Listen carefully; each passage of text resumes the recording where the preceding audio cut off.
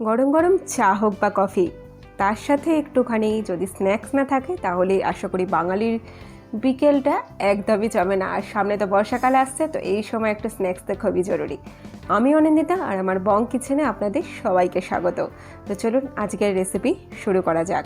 আমি তার আগে একটুখানি ছিঁড়ে দেখিয়ে দিই কেমন হয়েছে স্ন্যাক্সটা। দেখুন কি সুন্দরভাবে এটা ফুললি কুক হয়েছে। এটা টেস্ট জাস্ট অসাধারণ।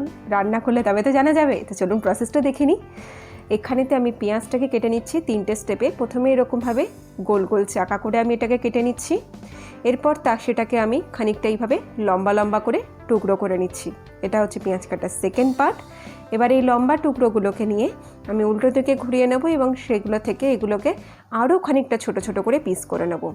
এর কারণ হচ্ছে টেস্ট, কারণ পেঁয়াজের যেরমভাবে কাটিং থাকবে তার উপরেও কিন্তু খাবারের টেস্ট অনেকটাই নির্ভর করে।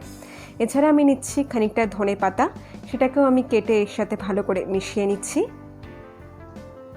এছাড়া আমি নিচ্ছি 4টে কাঁচা লঙ্কা।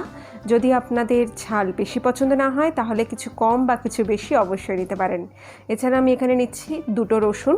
এটা কিন্তু আর একটা ইম্পর্টেন্ট পার্ট, একদম কিন্তু মিস করবেন না, কারণ মেন যে স্মেল সেটা কিন্তু এটারই আসবে।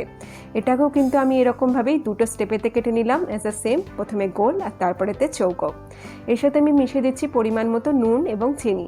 এবার এটাকে আমি বেসন দিয়ে মেখে নেব। বাজারে যে কোনো বেসন পাওয়া যায়, আপনারা যেটা আপনাদের পছন্দ অনুযায়ী আপনারা ইউজ করতে পারেন। আমি কড়াইতে প্লেন সর্ষের তেলে এটাকে ভাজবো, তো আমি তেল দিয়ে দিলাম।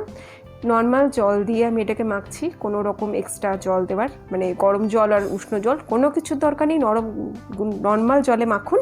আর শেষে আমি মিক্স করলাম একটুখানি ময়দা। এটাই হলো এই রান্নার টিক্স। তো টিক্সটা কেমন লাগলো রান্না করে খাওয়ার পর অবশ্যই জানাবেন কিন্তু।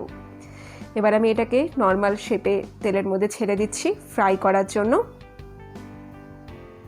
একটা পিঠ হয়ে আসলে পরে আমি সেকেন্ড পিঠটা উল্টে দেবো। একটা পিঠ ফ্রাই হতে নর্মালি 4 থেকে 5 মিনিট টাইম লাগবে।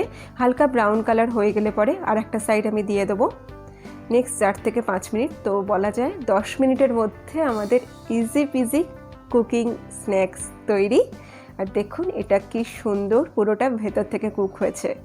এতে আছে রসুনের গন্ধ আর পেঁয়াজ আর ধনেপাতার টেস্ট, তার সঙ্গে কাঁচা লঙ্কার হালকা গন্ধ আর একটু ঝাল, আর তার সাথে গরম গরম চা আর কফি। আর কি চাই? ভিডিওটা ভালো লাগলে একটা কিন্তু লাইক করে চাই। আর হ্যাঁ, চ্যানেলটা কিন্তু সাবস্ক্রাইব করতে একদমই ভুলবেন না। নিচের যে রেড রঙের যে বাটনটা রয়েছে ওটা একবার ক্লিক করে একবার ব্ল্যাক করে দেবেন। তো চলুন আজকে এখানেই বিদায় নিলাম। নমস্কার, টাটা।